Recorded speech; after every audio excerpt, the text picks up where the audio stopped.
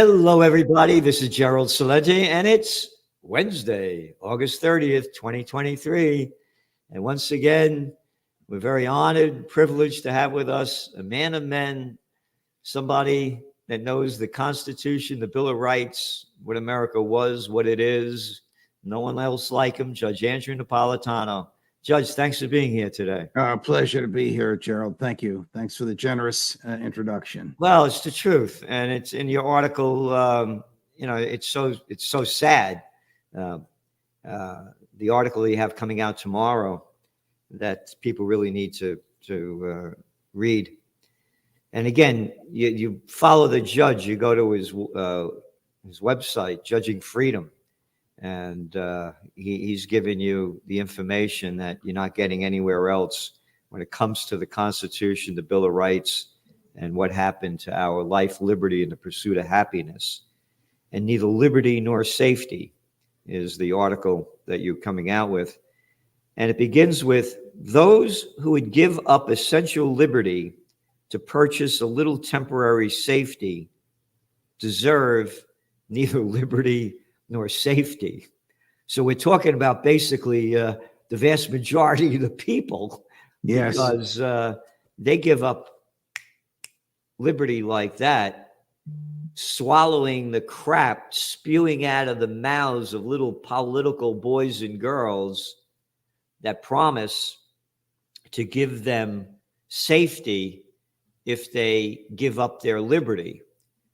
And we saw that, time and time again, and you write about it in detail. But you begin with Benjamin Franklin's famous one-liner about the relationship between liberty and safety has intrigued me since I first read it in high school. Why would anyone sacrifice personal liberty? And how does that sacrifice equate to temporary safety?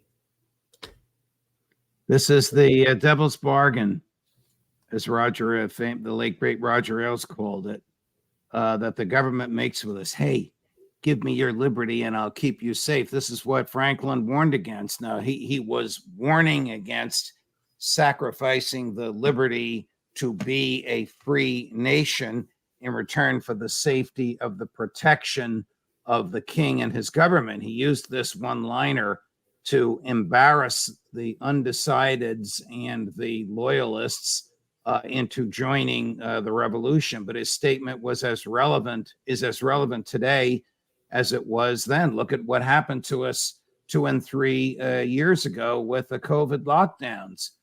State governors and city mayors, and to a certain extent, President Trump himself, who had the misfortune of being in the White House at the time that all this happened, said, stay home, don't go to work, wear a mask, don't go to mass, don't go to temple, don't go to church, don't go to mosque, don't go outside. You can go to a liquor store, you can go to a tattoo parlor, but you can't go to Costco or ShopRite. It was absurd what they put us through. And how did they get away with it? Because the people let them. Because the people, like sheep, surrendered their liberty in return for the promise of temporary safety. Why do I raise this now? We all know the argument of what happened. Because of one of those stories that's below the radar screen that only one media outlet is reporting.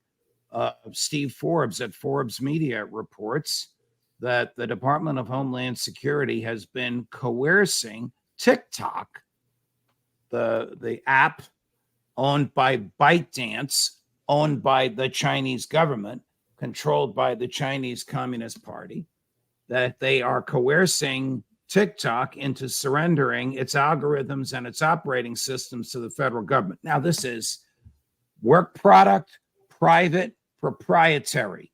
It's like the government knocking on your door saying, give me all the codes to all of your electronic devices. Why would anybody do that? Because the government is threatening to shut TikTok down. Why? You guessed it, in the name of safety. The government wants to keep us safe from TikTok.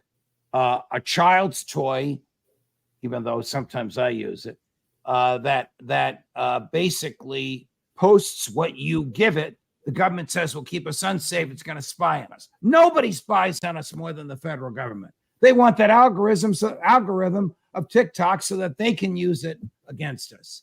If you go to TikTok and post something and they somehow get inside your mobile device or your desktop, you can sue them for computer hacking. But when the feds spy on you without a search warrant, you are out of luck. You are just a victim. And their spying is so sophisticated, you don't even know that you are a victim. That's why I wrote this article. You go on in this article about how they've robbed us of our freedom and liberty, and you begin with, before, of course, the revolution happened, you say the history of the world is the chronicle of liberty against safety. Safety is the excuse given by tyrants when they take freedom by compelling or prohibiting or intruding. From George III and his Stamp Act in 1765, which resulted in British agents searching colonial homes without individualized suspicion, to George W. Bush and his Patriot Act of 2001, which enabled one federal agent to authorize another to search without any warrants in defiance of the Constitution. Tyrants have consistently claimed safety as the excuse and purported benefit of trampling liberty. Again, in both 1765 and 2001, the liberty sacrificed was the right to privacy, the right to be left alone. Think about it. You're talking about a tyrant like George III that brought on the American Revolution, to a little stupid clown boy of nothing. A little boy of nothing. George W. Bush. A little daddy's boy. A little nothing. My daddy was George Bush and my